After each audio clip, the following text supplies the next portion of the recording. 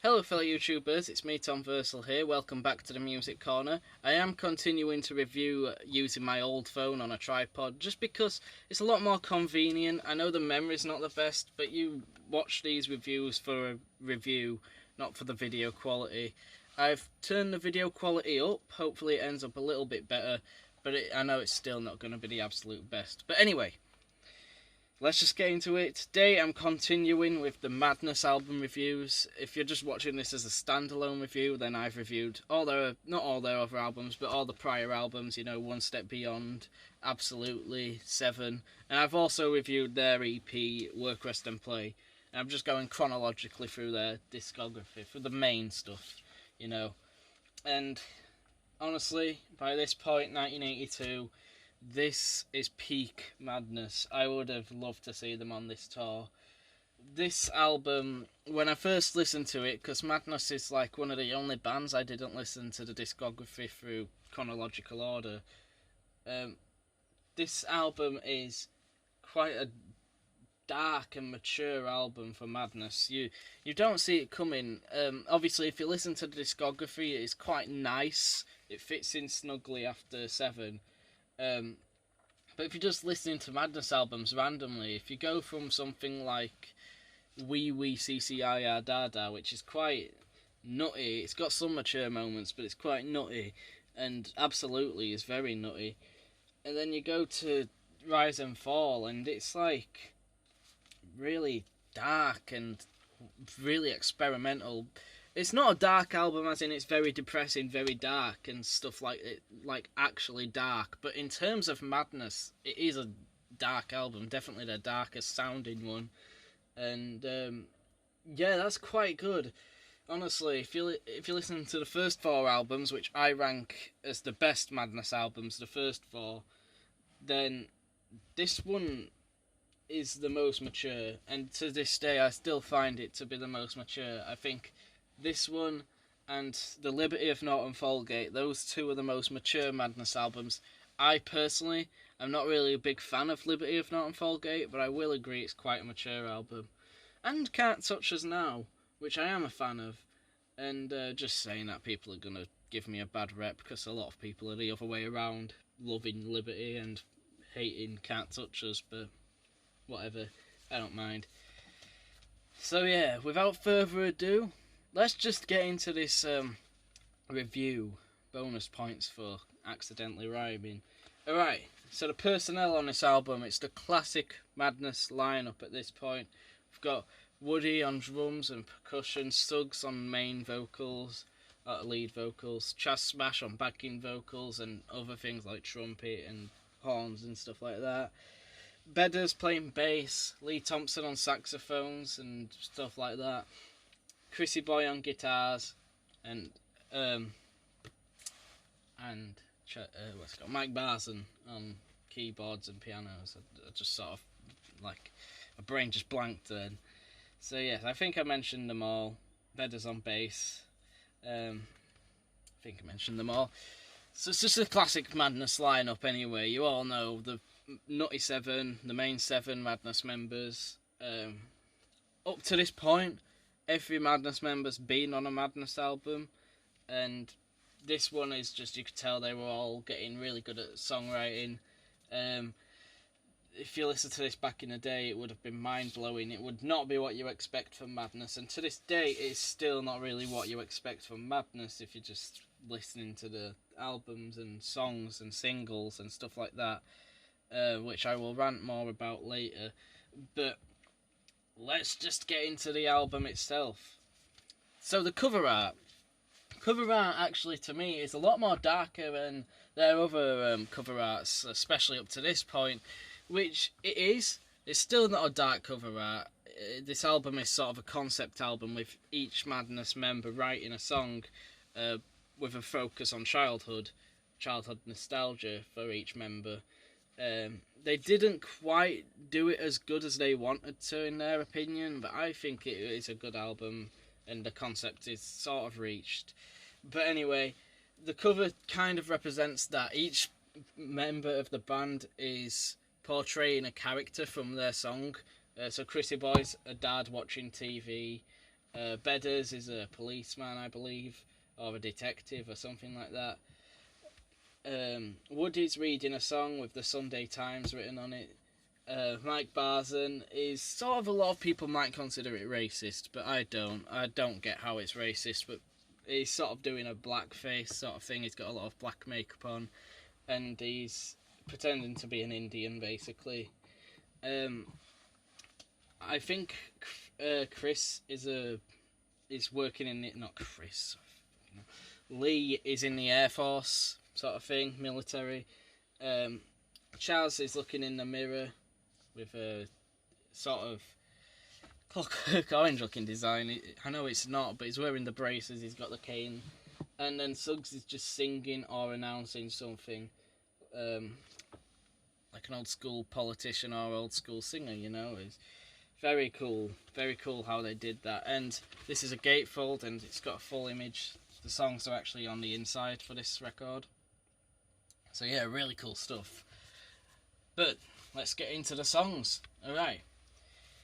So starting up, we have The Rise and Fall, a title track opens this album, and they recently played this on one of their tours, the tour I saw them on, but I didn't get to see this song. I didn't play it on our set list, god damn it. They rarely play this song live, but it is a great song. Jesus Christ, it is a masterpiece. It is a brilliant title track, and it really brings you into the album.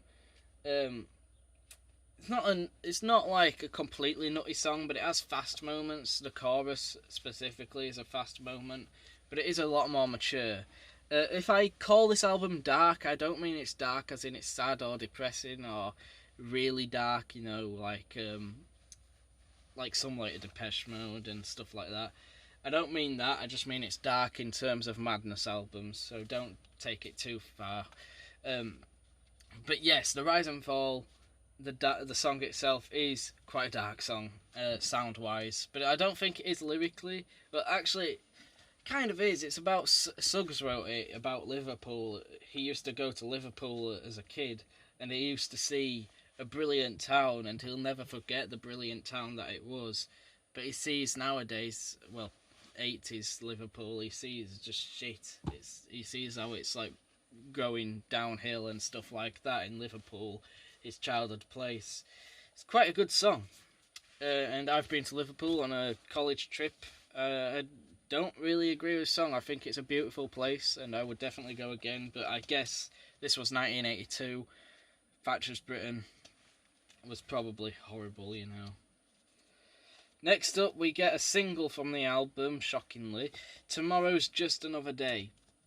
It's not shocking that it's a single, really, because it is one of the more radio-friendly songs on the album, but it is still a dark song. Lee Thompson wrote it, and it's about his time in prison, how you feel you're just depressed in prison, you're sad, you're going insane because you're behind bars, and yeah, it must have been shit for him, but honestly, it's just a great song. You can't really tell what it's on about, but when I first heard it, it was my favourite Madness song when I first heard it, because I loved how more mature it was. Not that I hate their nutty stuff, absolutely is my favourite Madness album because of the nuttiness, but it is just such a deep song lyrically and instrumentally. You've got a lot going on. Lyrically, anyway. Instrumentally, there's actually not too much going on, but what they have going on is that 80s thing where they've got not much going on, so it makes it sound like there's so much more going on. There's a lot more impact with that, and yeah, it's just a stunning song, and they still play it live basically every gig, and I can see why. It might be their most mature single, either that or Grey Day, but yeah, definitely.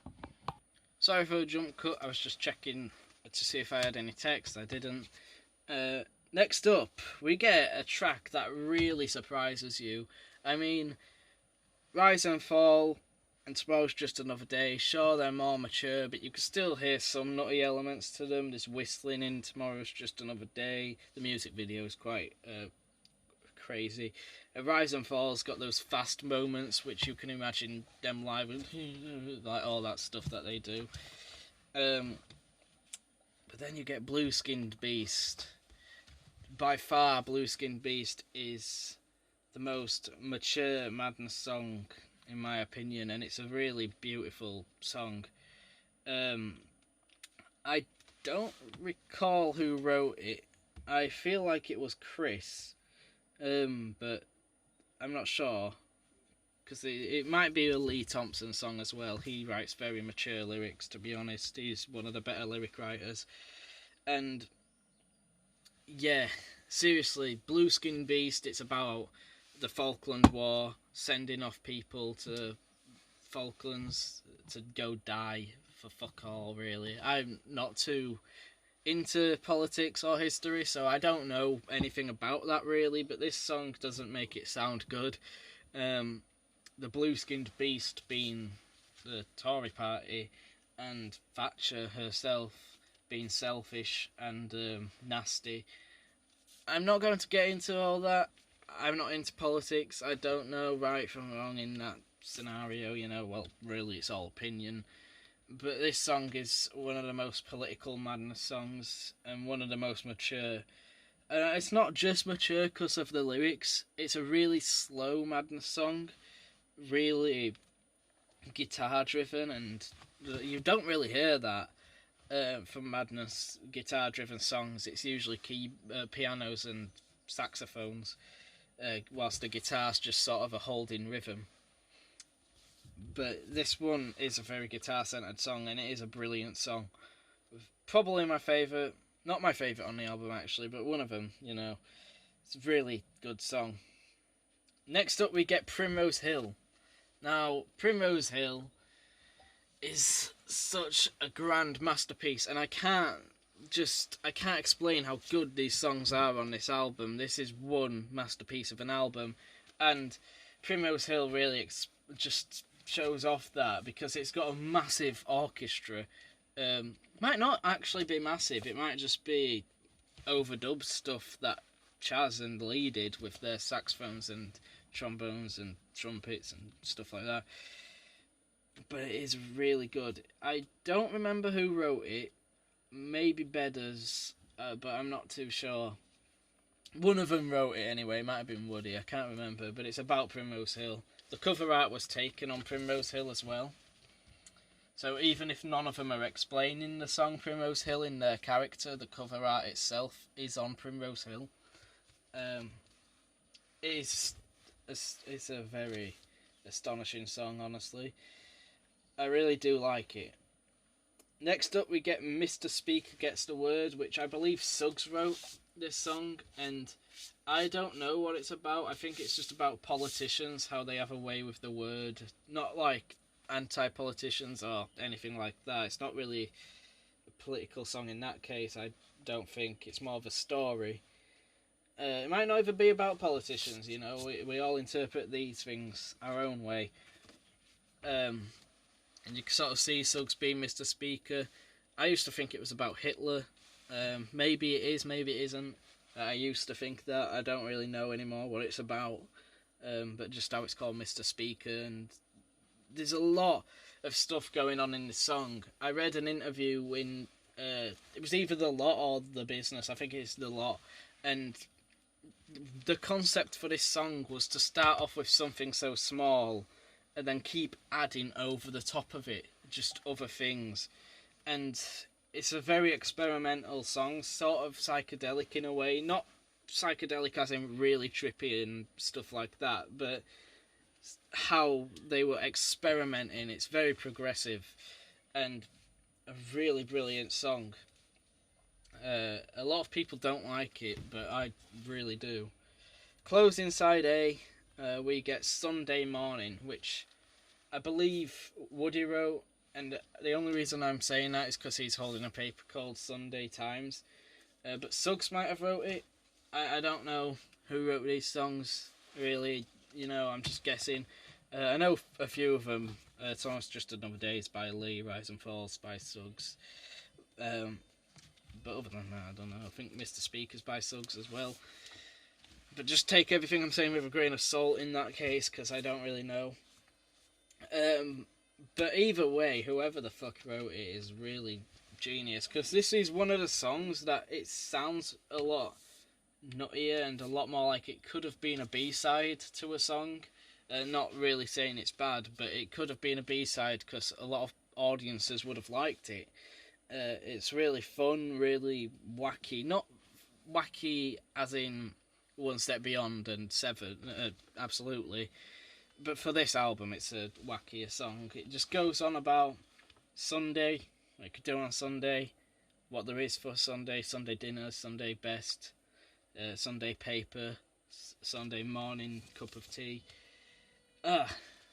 It's a very British song, but it's a really good one. Moving on to side 2, or actually, these call them stage 1 and stage 2, so you could tell the concept was there. But side B opens up with the song you all know, you've all heard, Our House.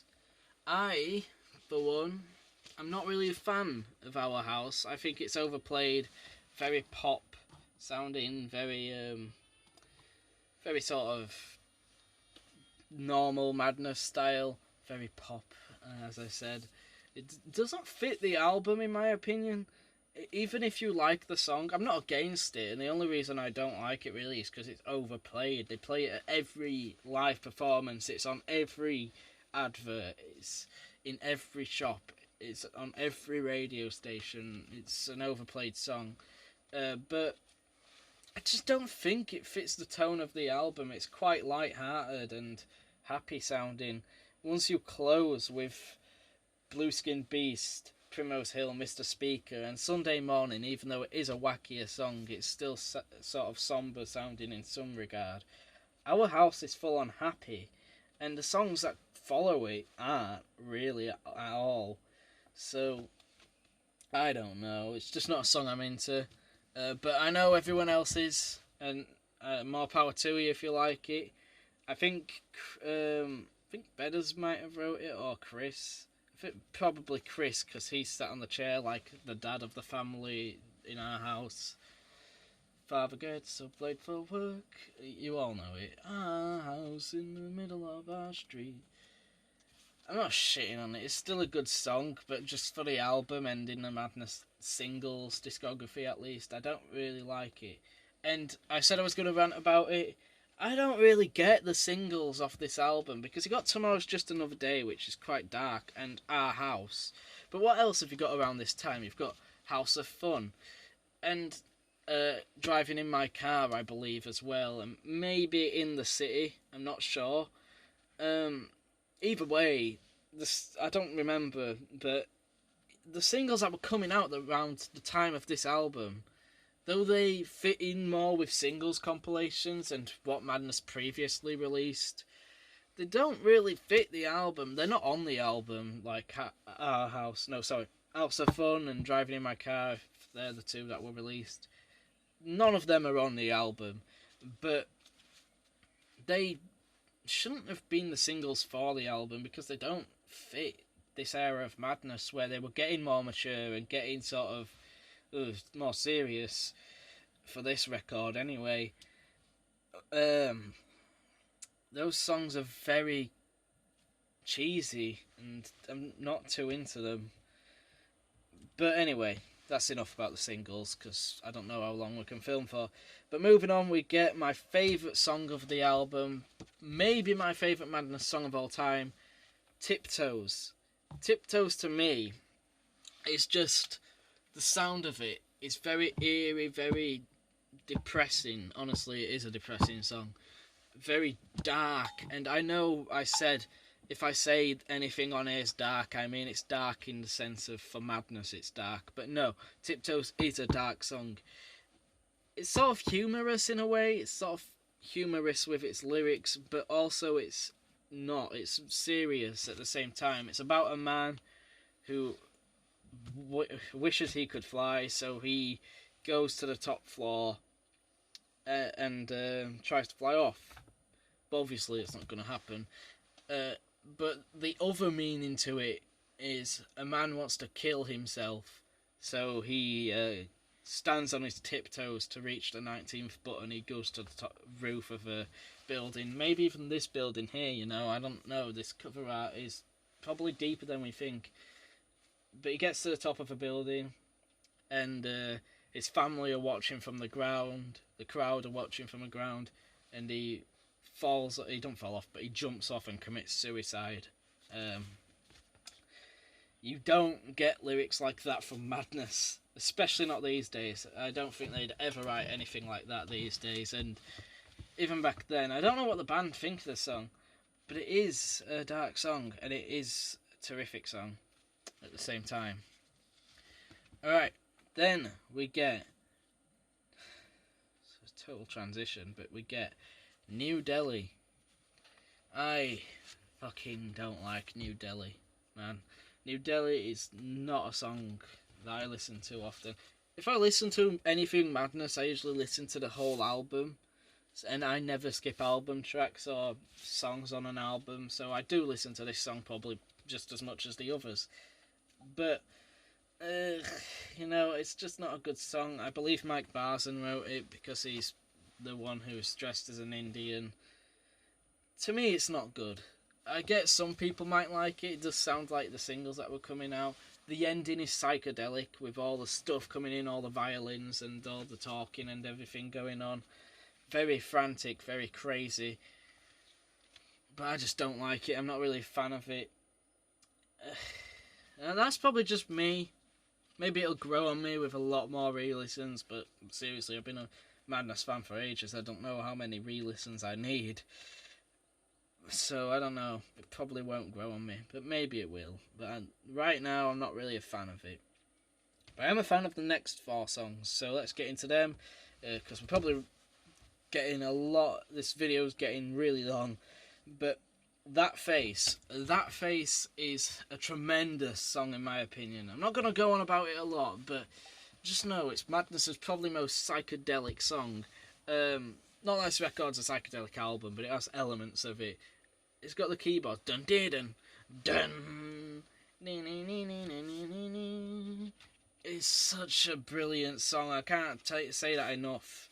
But because we're running out of time, all I'll say is I'll sum it up. It is a trippy sort of track. Not very trippy. Not Beatles and Pink Floyd and not that sort of trippy. But, you know, it's trippy for Madness. Very experimental. I don't know who wrote it, but they're a genius, whoever did. Then we get Calling Cards, which to me, Calling Cards should have been the single off the album. Not over Our House. I think Our House is so big and so poppy that everyone would love it. Tomorrow's Just Another Day, but I mean, over driving in my car, I think Calling Cards should have been the single, because Calling Cards is a really radio-friendly song, and a lot of people would like it. Ooh, what if I'm a naughty boys? I don't know what it's about. It's obviously something to do with childhood nostalgia, but it's another one that's still a bit more psychedelic, like That Face, for Madness anyway, but it is one that a lot of people would enjoy. So if you're listening, if you got this far in the video, doubt it, but go listen to Calling Cards. It's an epic song. It's really good, and you'll probably like it. Then we get to Are You Coming With Me, which I think Suggs wrote. There's one song on here where Suggs sings really scarily, and I think it is Are You Coming With Me. This one's a really serious song, and if they ended the album with this song, you would have been left with a fucking hell sort of feeling. I don't know what the lyrics are like. Well, I know every lyric on this album, but I don't know what they're about, but because I've never tried to interpret them. But the song itself, sound-wise, is freaky and eerie and slow, depressing sounding, somber, but really good at the same time, really amazing. And when it gets to that chorus, if I could wake you a moment, I would share you my lifeline. I think I got the lyric wrong there, but it's just that bit is so grand and so amazing. And I know I say albums sound better on vinyl, and to me they do, and this song really does. But even on CD or an audio file, it's still amazing, you know, it's still a good track. And the chorus is still as grand as ever. Closing the album, we get the only song on here Chas smashes lead vocals for, which is Madness Is All in the Mind. This one I think was a B-side as well, and it's a good track to me, but it's a lot slower, a lot more jazzy. It sounds like a jazz song, but it sounds like a pub song as well. Like you could imagine it in a pub with the sort of people say that I'm crazy. It's sort of wacky. You get that sort of thing with Chas, like Solid Gone, and stuff like that, you know. But it is a great song, in my opinion. It's another one a lot of people hate, and I don't really get why. I think it's a great song. I think Chas does a really good job at singing it. It is a lot more jazzy sounding, but it's a fun album closer. It really leaves you with the feeling that Madness are a great song. I think it's probably got a deeper meaning to it, but if you just listen to it like Madness Is All in the Mind, and you're listening to a Madness record, you're probably just thinking about the band, sort of like with what's it called, the Nutty Theme. Madness Is All in the Mind, and it makes you want to carry on to the next record, keep moving. Nowadays, but back then it would have made you want another record. But yeah, Madness Is All in the Mind is a great album closer. It's a great song. It's definitely a bit more jazzy, a bit more fun, but that's just what you need. A good album closer. Right. It's been 27 minutes, been about half an hour, and I doubt anyone's watched it all. But if you have, and you've sat through me talking bollocks for half an hour about Madness, then thank you, because I love this band. They're my favourite band. This is one of my favourite albums of theirs. Definitely an underappreciated album. There's sort of another photo of the cover art, but in colour. At least another take.